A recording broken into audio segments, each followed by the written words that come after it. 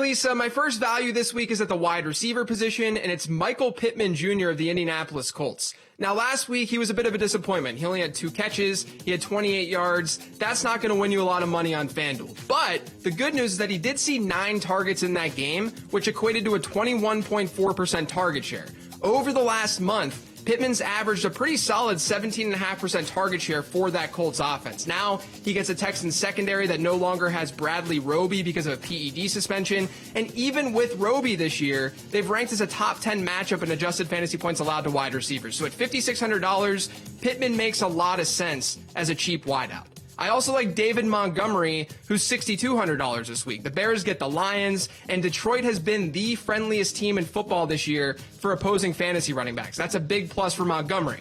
But also, David Montgomery's seen a lot of work on the ground this year and through the air.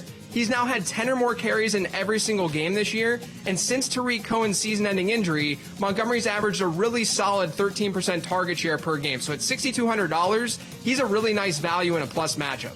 And then finally, probably the best value on this entire slate is Austin Ekeler at $7,000. He should be priced up a lot more because in his game that he returned from injury this past week, he had 63% of the Chargers running back rushes, and he had a 31% target share. Now, he's probably not going to see that high of a target share this week, but we know the ceiling is there. He should be priced a lot higher than $7,000, so he should be in your lineup.